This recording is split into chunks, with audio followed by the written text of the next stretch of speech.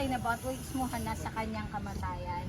Sa makatuwid, tayo'y namatay na at nalibing na kasama niya sa pamamagitan ng bautismo upang kung paanong binuhay muli si Kristo sa pamamagitan ng kadakilang kapangyarihan ng Ama, tayo rin ay magkakaroon ng panibagong buhay. So magtatanong muna ako, anong pangalan ng Diyos nyo? Parang hindi sigurado yung iba. Anong pangalan ng Diyos nyo? Jesus. Pag namatay tayo, saan pupunta? Heaven. Bakit? Sigurado? Sinong sigurado? Ako. Taas kamay nung sigurado pag namatay sa heaven. Dali, yung mga sigurado. Yung hindi sigurado, wala no? Paano mo na sigurado ka? Nasa heaven ka pupunta. Pag namatay ka. Bilis!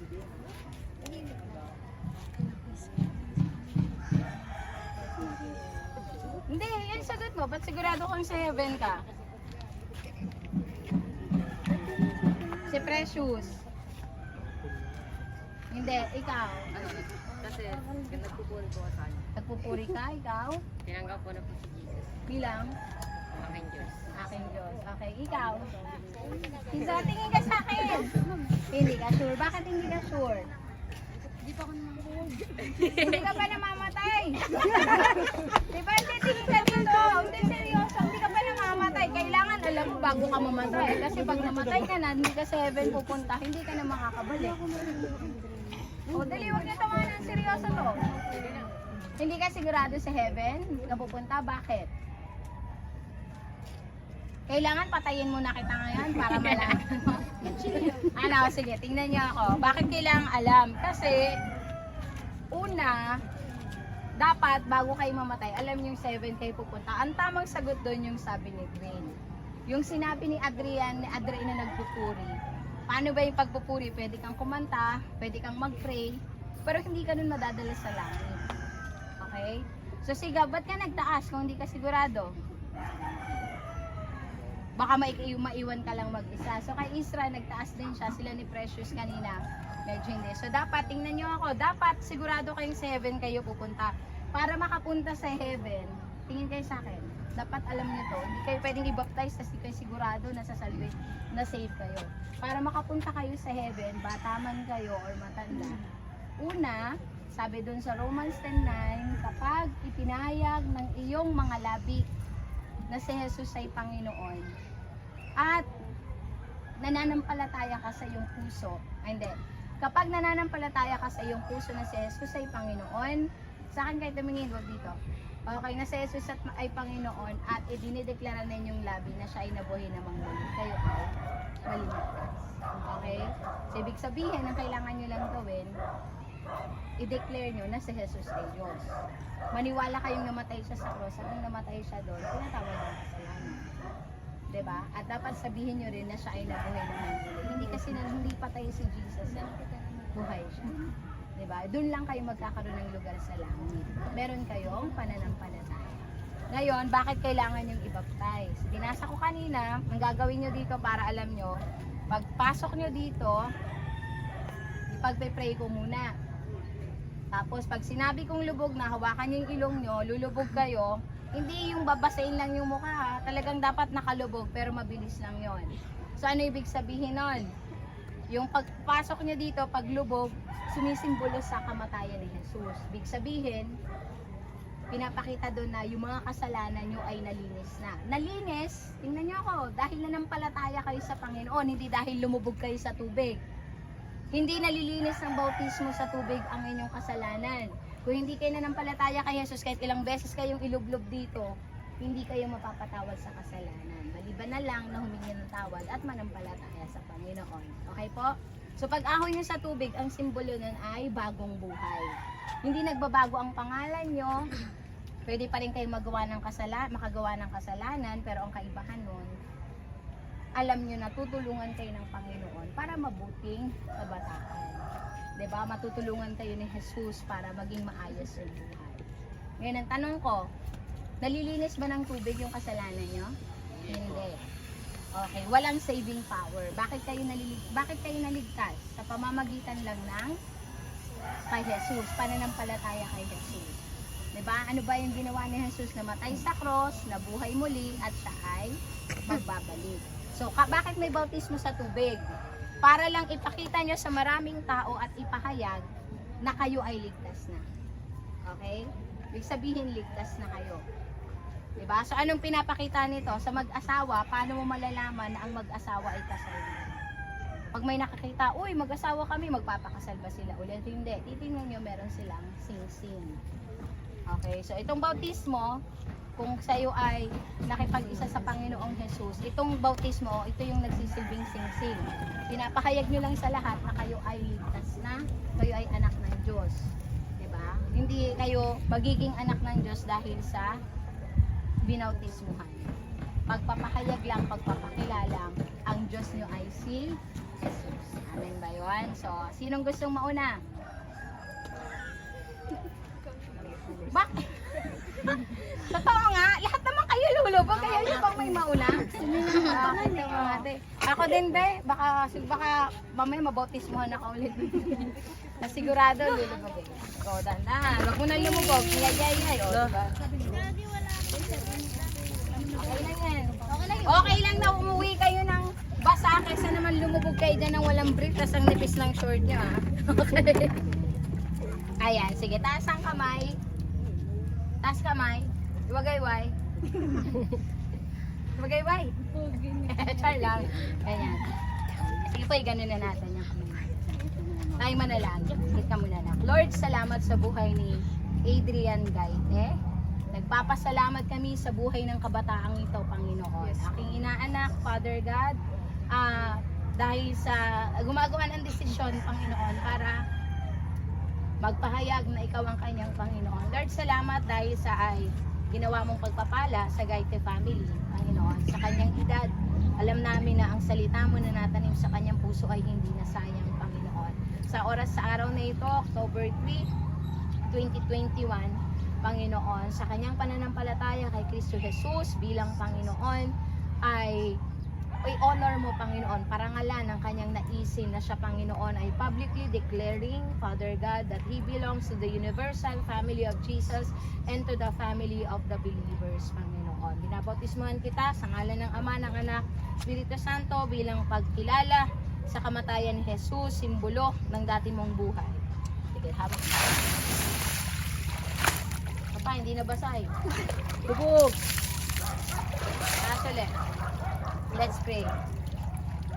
Huwag ka na magsabon. Lord, marami pong salamat sa araw na ito sa buhay ni Adre, Panginoon. Kung saan may kalungkutan, gawin mo siyang kaliwanagan. Kung saan may kahinaan, gawin mo siyang kalakasan. Kung saan may kadiliman, gawin mo siyang liwanag, Panginoon.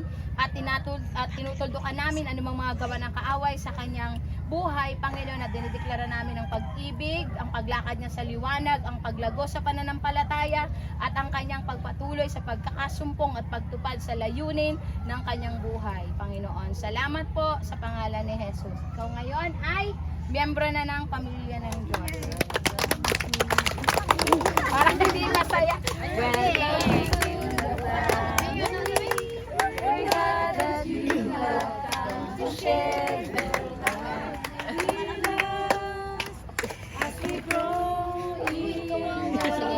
Isang teacher dito para susunod na mag-pray sa akin. Ikaw muna, Joyce. Sige, ako muna mananalangin. Lord, salamat sa buhay ni Dwayne. Panginoon, ano apelyido mo? Ni Dwayne Gaite, Father God. Dinideclare namin, Panginoon, ang pananampalataya ng batang ito may kasiguruhan sa kaligtasan, Panginoon. Nakasulat ang kanyang pangalan sa aklat ng buhay. Ang kanyang desisyon ay ipahayag publicly na siya, Panginoon, ay kabilang hindi lang sa universal family mo, kundi sa pamilya ng Diyos, Panginoon, ay honor mo, Panginoon. At binabautismuhan ko siya sa ngalan ng Ama, ng Anak, Espiritu Santo. Lubog. Taas kamay na. Panginoon, salamat sa buhay ni Dwayne. Dalangin ko, Ama, ikaw ang patuloy na magbigay ng kaliwanagan sa kanyang buhay. Patuloy na makita, Panginoon, na siya ay nagliliwanag dahil sa iyong Dahil sa iyong pag-ibig, Panginoon, dahil sa iyong paggabay, dahil sa iyong proteksyon. Dalangin ko, Panginoon, na magmula sa araw na ito, ikaw ang patuloy niyang makita, maranasan sa bawat araw ng kanyang buhay at patuloy siyang maging kagamit-gamit sa iyong harapan. Salamat, Ama, sa buhay ni Dwayne Gaites, sa pangalan ng Jesus. Amen. Amen. So, mga member na ng family ni Dad at ng local church, ang Acts family.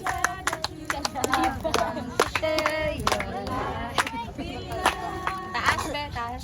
Ayan. Lord, salamat sa buhay ni Isra Gaite, sa mura niyang isipan, Panginoon. Salamat inubog mo siya sa iyong salita. Salamat dahil, Panginoon, ay ginamit mong magulang niya, Panginoon, ang kanyang mga kapatid para siya ay makakilala sa iyo.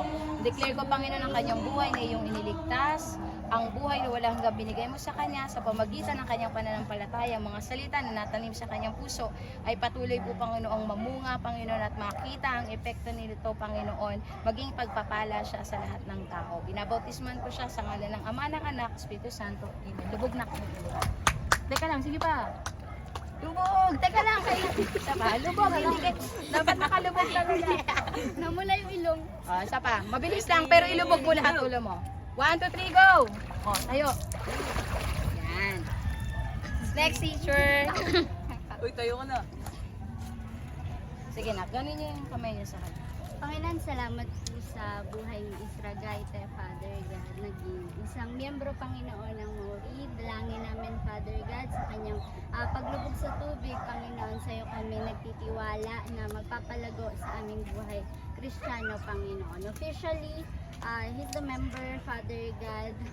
Salamat po, Panginoon, sa pagpapala, patuloy mo siyang patnubayan sa pangalan ni Jesus. Amen. Welcome! Nalala ko si Boy dati, naliligo yan eh. Yung mga pinaglubugan ng ilan. Medyo nag-adjust ako, nandito ako. Taas kamay, Gab! Ano pilyado? Aha. Okay, let's pray. Lord, salamat sa buhay ni John Gabriel Aha. Salamat sa kanyang pananampalataya. Salamat, Panginoon, sa pagiging anak mo, Panginoon niya. Pagiging anak niya, Panginoon, sa iyo bilang bahagi ng iyong pamilya. Dideclare ko ang kanyang murang puso, ang kanyang kabataan, Panginoon, ay magamit ayon sa iyong kapurihan.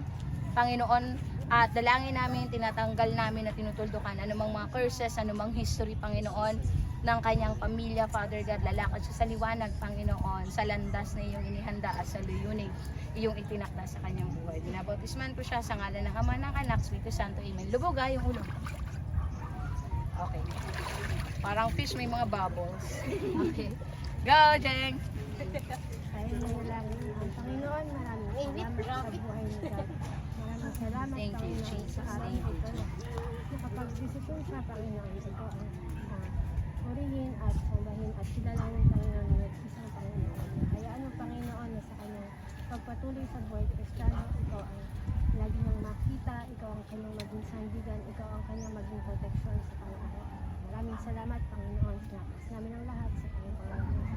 Amen. Welcome sa Acts family. Last but not the least.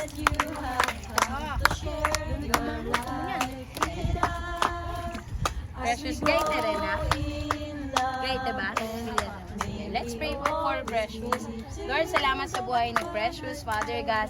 Declare ko, balutin mo siya ng banal na dugo ni Jesus mula ulo hanggang talampakan, Panginoon.